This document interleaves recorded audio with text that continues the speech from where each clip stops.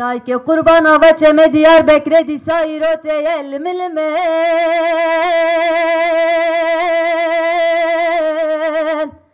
Dayı kurban jikura peleli ser pele dıkıda ve ser kelemen.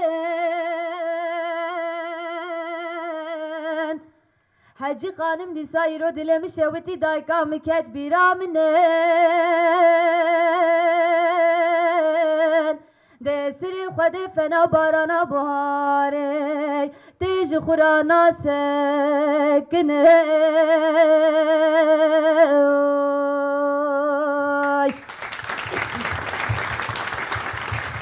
Evden geziz zelal kutaritiya şevet kalışine navçeya Suriye Ahmed'e Kasra İskender Paşa panel peşange u danasına dengbejin jin yen Mezopotamya'ya olandı da. Stran u arşivên dengî û dîtbarî yên xebata vê proje wê bi çap û weşanên dijîtal li ser platformên sosyal medyayê, YouTubeê û malperên tekîldarî vê xebatê bên belavkirin.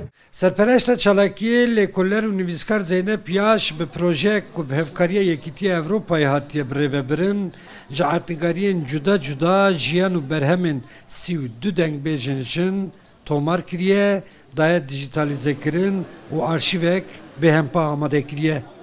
Bernamecê li ser panel û danasîna wî xebata giranbiha ye.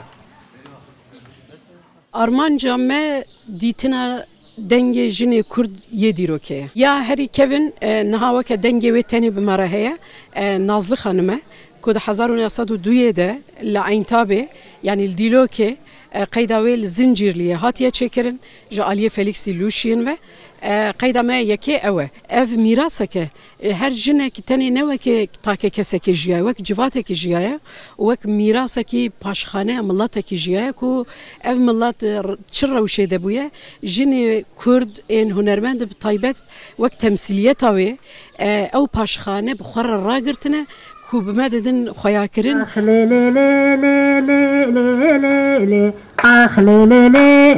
zeriye ase çevre qase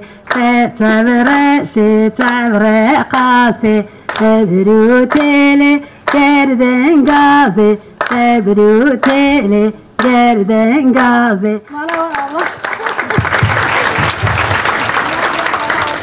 Tima kujdeh kesan pekatine di salek de projeye gihandine encamî. Di çarçoveya xebatê da dengbêjên jin yek û nav rûpelên dîrokek nenivîsandî de bêxwedî mane û kêm dihatin zanîn bi hemû xalên xwe vehatine nivîsîn.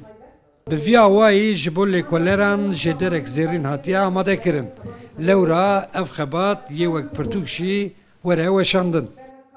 Di hunera muzika Kurdî de ciyê jina pir giring e lê mixabin ji ber ku mêr zêdetir desthilat bûn dengê gelekan dernetke ve şartî mabûn. Di vê projeyê de wextê ku van qeydan tomar kirin, van qeyndên ku berê ku tomar kirin wan meda ber hevdû tekstê wan û nivîsê wan gotinê wan me diyar kir, piştî wî wan denga min guhdar kir.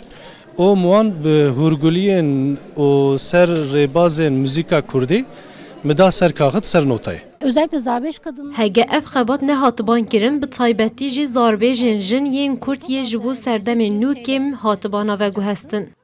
Koordinatora projeyê Zeynep Yaş ragihand ku ji bilî 32 dengbêjê hatine nivîsîn ew gihîştine serpêhatiya 3 dengbêjên jin yên din jî ku yê di demên pêş de bi heman şêweyî jiyan û berhemên wan jî tomar bikin û bigînin civaka Kurd.